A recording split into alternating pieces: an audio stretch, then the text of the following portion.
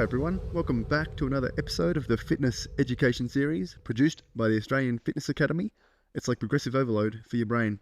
I'm your host, Tom Rock, and today's episode is going to be a bit of a follow-on from last week's episode where I talked about weight loss and the article discussing using a weighted vest on weight loss or to aid in weight loss, but the maintenance of weight loss. So once the client does lose the weight or someone does lose the weight, they can keep it off for an extended period of time, which is obviously important. If we have a client or an individual who is looking to lose body fat and they lose body fat, we want it to be sustainable in the long run so they can maintain a healthy weight.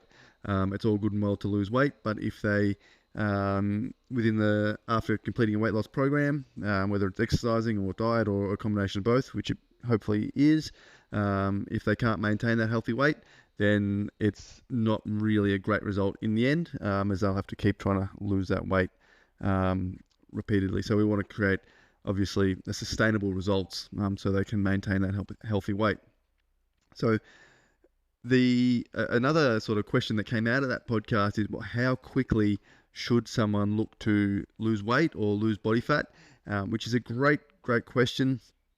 And it's going to be very individualized generally, and you may find that some individuals will lose weight faster than others. It could depend on the amount of body fat where they're currently sitting. So generally, the more body fat they're carrying, you might find they tend to lose weight a little bit quicker initially. If someone is relatively healthy but storing a little bit of body fat and they're trying to lose, say, the last 5 kilos, it's going to be harder to lose that last 5 kilos than, say, the initial 5 kilos if from a 20 kilo weight loss, for example.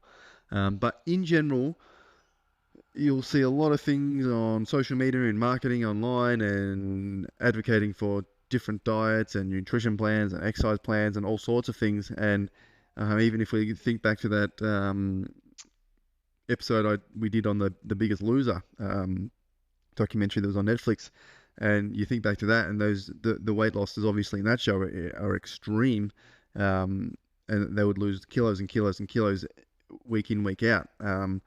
But we saw in the show that most of them potentially didn't sustain those results. I think what's important to understand is when we look at nutrition and weight loss as a whole, we potentially want to look at, we don't need to lose the weight as fast as possible in most situations. We're trying to build sustainable habits. They're going to mean we can be consistent and keep the weight off or keep a client's weight off for an extended period of time. If we lose weight too fast, or a client looks to lose or does lose weight too fast, they may not only lose fat, but they'll also lose muscle mass. And being able to maintain as much muscle as possible throughout a fat loss stage phase is important for that maintaining that metabolism, so they can still eat good amounts of food and they don't get to the end of their weight loss journey and their metabolism is really, really low. So as soon as they start to eat a little bit more food, they start to build this or the fat starts to accumulate again. So one reason for sort of looking at a sustainable or a slower gradual weight loss over time is that we can look to preserve as much muscle as possible during that phase. So in general, most recommendations will look at losing around 0.5 to 1 kilo a week. And that's a rough guide. It will fluctuate week to week, so that's probably look at it as an average. But if you're losing only 0.5 kilos a week, that's still great. If you're losing a kilo a week, that's probably on the upper end. And you wouldn't want to be losing too much more than that, because you might find that either you might not be getting the nutrients in required, or you might find your energy starts to drop and lack, and then you're probably potentially more likely to plateau as well if you get to that point where you're not fueling your body quite enough. Obviously, we're in a kilojoule deficit. It'd be from a big kilojoule deficit and losing weight very quickly, we're going to find our recovery is not good between sessions. You may get lethargic and you end up not expending as much energy throughout the day and all these sorts of things. So trying to manage a slow weight loss is a good way to go about it, I think, and generally a more sustainable approach rather than just cutting way back where we find we may lose a lot of weight in, say, 4 or 8 weeks, but then as soon as we start eating all the food again, or not really thinking about weight loss, we tend to put that weight back on. So, um, yeah, that generally, if we can sort of on average lose 0.5 to 1 kilo every week, um, that's a great place to be in terms of hitting our weight loss goals and helping a client lose weight over time, but making sure they're in a good space to preserve as much muscle, keep the metabolism high, but also dissipate, like not give them huge impacts of loss of fatigue and energy loss and things like that. And 0.5 to 1 kilo a week on average doesn't sound like much, but if if I'm losing 1 kilo a week for 10 weeks, that's 10 kilos you're going to lose in a relatively short period of time, just over 2 months. And even if it's half of that, it's 5 kilos in around 2 months. So that it is substantial when you look at it in that aspect, and over long time frames, it definitely adds up, and that's why I think it's important to look at an average, because 0.5 kilos is not much to lose each week, so it's very hard to measure, especially given that weight can fluctuate anywhere from probably 1 to 3 kilos in a day, especially depending on when you weigh, how much food you ate, what your hydration levels are like, all sorts of things. So you generally have to weigh yourself consistently over a period of time and then look to take an average. So if I lose 0.5 this week and next week I put on 0.4, and then the week after I might lose 1.4, the scales, while they're okay, they're not always a super accurate measure of what's happening, especially in certain time points. Definitely over the long run, if you look at an average and you're taking consistent measurements every day over a period of 3 months, and you then look at a chart, for example, you'll see the general progression and a good overview of if you're losing weight over time. But you'll see there's a lot of ups and downs within that chart over that period of sort of a 2 or 3 month period if you're weighing day in, day out. So weight is always going to fluctuate. So you're looking at that sort of 0.5 to 1 kilo weight loss a week on average, and there'll be periods of time where it's slightly higher, periods of time where it's slightly lower, but that's sort of a good rough level of weight loss that is important to look at, potentially.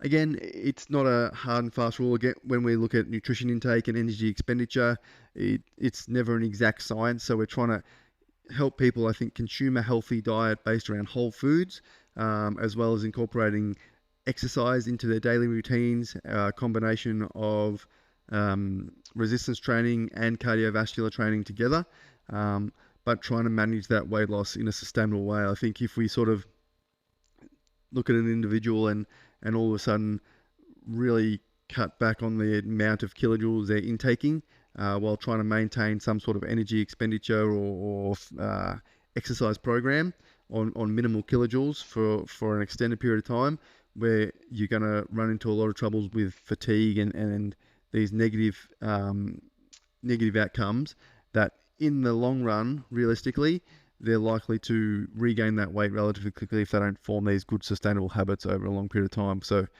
in trying to maintain that muscle mass and keep results consistent and sustainable, generally that sort of slower weight loss over a period of time is the way to go.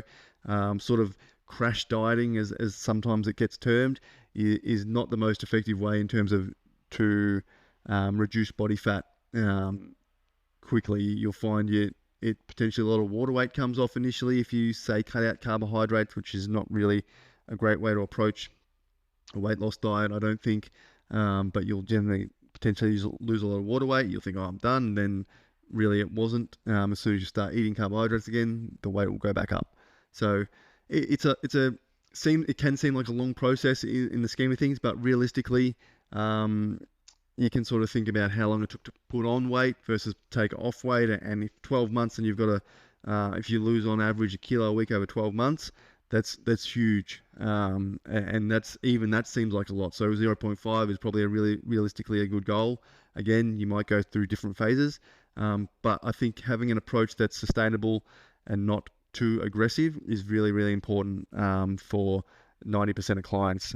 The aggressive fat loss with minimal kilojoules can be very, very tough and potentially not have the best health, as good a health outcomes as trying to do it in a sustainable way.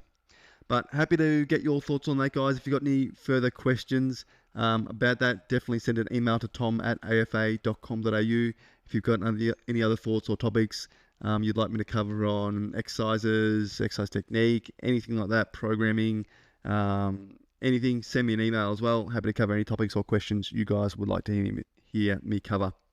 Other than that, have a great week, everyone, and I will talk to you all soon.